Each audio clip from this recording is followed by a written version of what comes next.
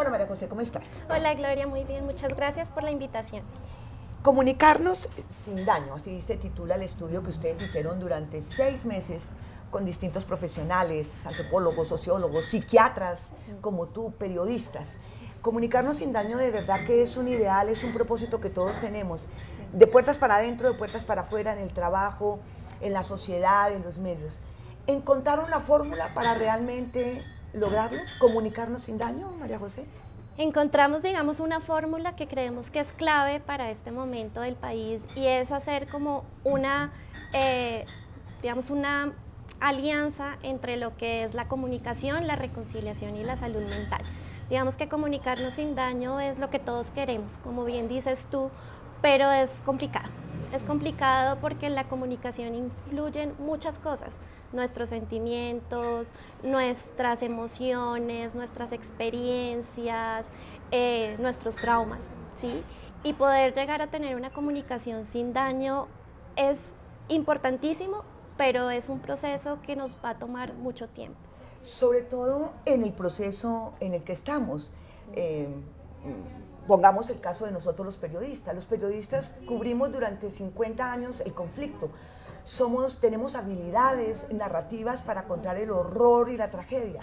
Pero yo creo que nos coge un poco sin herramientas las nuevas narrativas para contar el posconflicto. ¿Encontraron ustedes eso cuando conversaban con los periodistas, María José? Totalmente, totalmente, porque es que tú, digamos, no solamente los periodistas, sino todos, llevamos más de 50 años de violencia y cuando tú hablas de violencia, cuando hablas de conflicto armado, a ti de una se te vienen las imágenes a la cabeza, ¿no? Entonces se te viene la guerra, las bombas, las minas, pero cuando te hablan de paz te quedas como en blanco, ¿no? Digamos que muchas veces viene es como la idea de o la bandera de la paz o la paloma de la paz, como estas representaciones. Y te quedas absolutamente eso, en blanco, como cómo empiezo a contar el posconflicto, cómo puedo comunicarme para la reconciliación, para que haya formas distintas, ¿no? Y precisamente ese es el trabajo que nosotros hicimos en este libro, es cómo podemos darles herramientas, digamos, a las personas, a los periodistas, de cómo comunicarnos para la reconciliación, ¿no? Para empezar a tener nuevas narrativas, para tener nuevos imaginarios con respecto a la convivencia en un país en paz.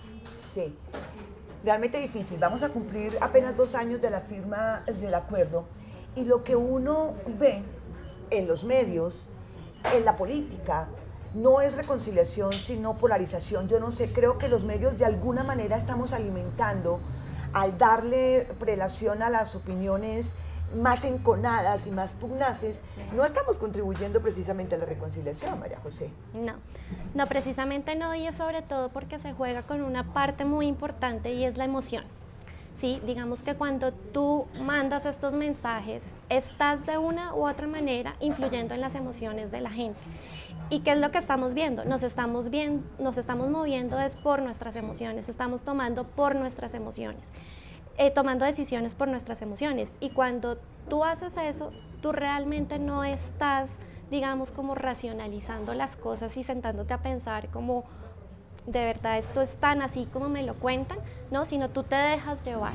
Y en la medida que yo le pongo emociones a las noticias y juego con eso, va a ser muy difícil que podamos encontrar, digamos, ese punto donde todos entremos a dialogar y podamos reconciliarnos.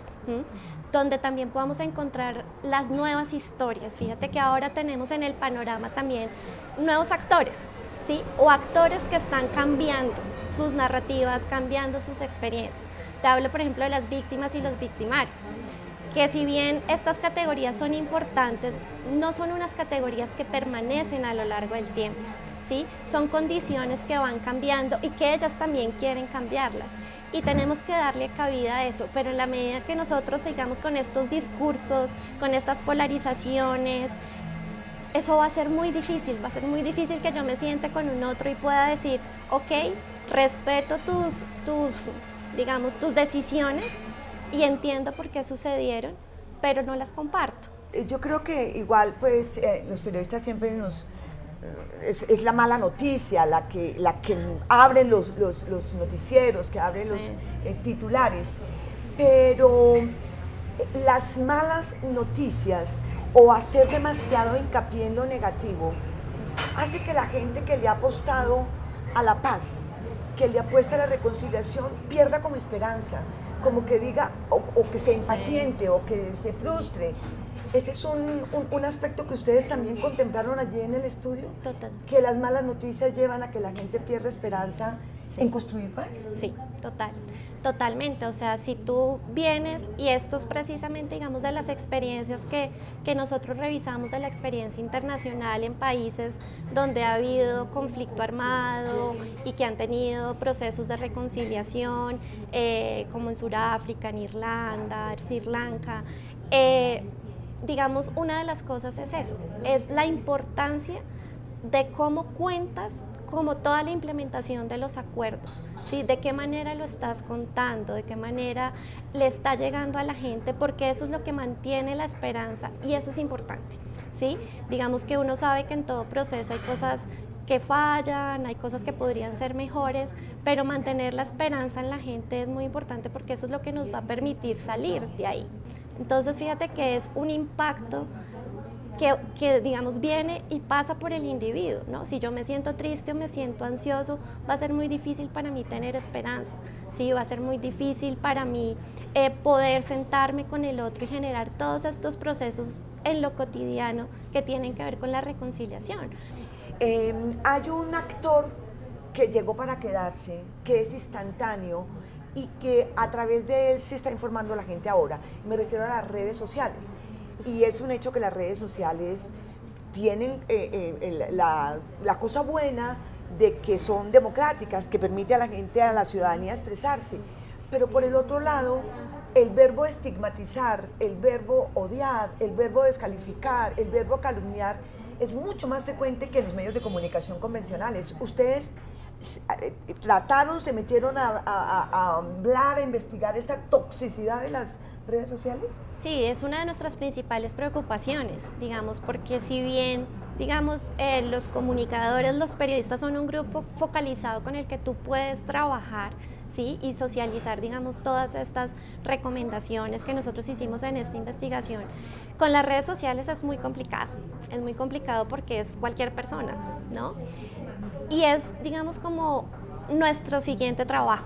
Nuestro siguiente trabajo es ver de qué manera podemos llegar a estas personas, pues que redes sociales somos todos, ¿sí? Cualquier persona con un Twitter, con un Facebook, con un Instagram, está ahí, está en el debate público y está publicando noticias buenas, malas, en contra, haciendo comentarios, y nosotros también queremos llegar a ellos, digamos, de alguna manera.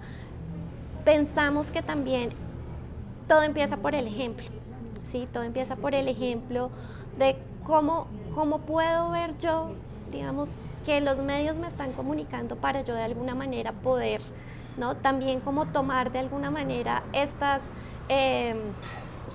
digamos, como estos titulares o algo y no... Estas opiniones, son opiniones permanentes, a diferencia de los medios donde hay secciones de opinión y secciones de información. En las redes sociales todo es opinión. Todo es opinión. La polarización es claro en la política, se exacerbó en las elecciones, sí. Pero baja la polarización a la conversación común y corriente, a la conversación al interior de la casa. Ese es un aspecto que todavía no hemos logrado medir el alcance de cómo la polarización permea nuestro mundo personal. Sí, no, yo creo que no lo hemos medido, pero lo vivimos todos los días, ¿sí? Digamos, en las familias esa polarización se está viendo constante. De hecho, pacientes que he tenido me han contado cómo sus padres les han restringido ciertas cosas por tener opiniones distintas a los de ellos, ¿sí? Por no estar de acuerdo con el candidato que sus padres va a votar, sino ellos tener otro candidato diferente, o por pensar y apoyar ciertas causas que ellos no apoyan. Entonces fíjate que las divisiones, la polarización, no es solamente la polarización allá arriba, sino es una división que nos está haciendo mucho daño. Si tenemos en cuenta que nuestras familias, producto de toda esta violencia, son familias que tienen problemas, que vienen, digamos, desunidas, que hay muchas familias disfuncionales, que hay muchas familias recompuestas, que hay muchas familias donde lo que necesitamos es precisamente esa unión, ¿sí? Y si tenemos estos discursos, esa unión que es tan importante para las familias, pues se va a seguir resquebrajando y hasta dónde vamos a llegar, hasta dónde lo vamos a permitir. Y se ha perdido mucho la empatía con el otro, Totalmente. la tolerancia y los niveles de confianza están en cero. Sí, totalmente, porque es que vivimos también además en una sociedad producto de todo esto, nos ha hecho como ensimismarnos y somos demasiado individualistas, ¿no? Y es lo que también vemos, o sea, a mí me cuesta mucho, así me cuenten 27 veces ciertas historias de las personas que han vivido el conflicto, digamos, ahí, para mí es muy difícil empatizar con eso. Y la gente también tiene esas confusiones, o sea, empatizar o comprender o validar estas historias no significa estar de acuerdo, es simplemente poder saber, hay historias distintas a la mía que son igualmente válidas, aunque yo no esté de acuerdo con ciertas cosas. Ya para terminar, María José, el desafío de la reconciliación, en opinión de los psiquiatras, de los psicólogos, de los antropólogos, pasa porque nos comuniquemos de una manera diferente y el papel clave está en los medios de comunicación. El papel clave no está en los medios, o sea, digamos que hay un papel clave en los medios de comunicación, pero no se limita solamente a los medios de comunicación, ¿sí? Pasa esto por todos los grupos en los que estamos, ¿sí? En las familias, en los colegios, ¿sí? En, digamos, todos los grupos que nosotros compartamos, en las comunidades, porque es un desafío del día a día y tenemos que hacer de comunicarnos sin daño un hábito. ¿Sí? Que no sea como, bueno, voy a mirar cuál es la recomendación, sino algo que yo ya pueda integrar y pueda decir, o sea, y ni siquiera decirlo, sino comunicarme de esa manera, ¿sí? Comunicarme validando al otro, comunicarme de una manera efectiva, comunicarme con mesura, tomarme mis tiempos para poder comunicar y no lo que te digo de las emociones, que entonces con la emoción boto lo que se me vino sin haberlo procesado antes. Es un reto que tenemos que enfrentar todos los colombianos y con el que nos deberíamos comprometer todos en el día a día. Sí, desde los líderes políticos para abajo. Desde los líderes políticos para abajo, como te decía, el ejemplo es importante, ¿sí? Y si yo veo que hay un discurso mesurado desde arriba, yo puedo mesurar el mío. María José, muchas gracias.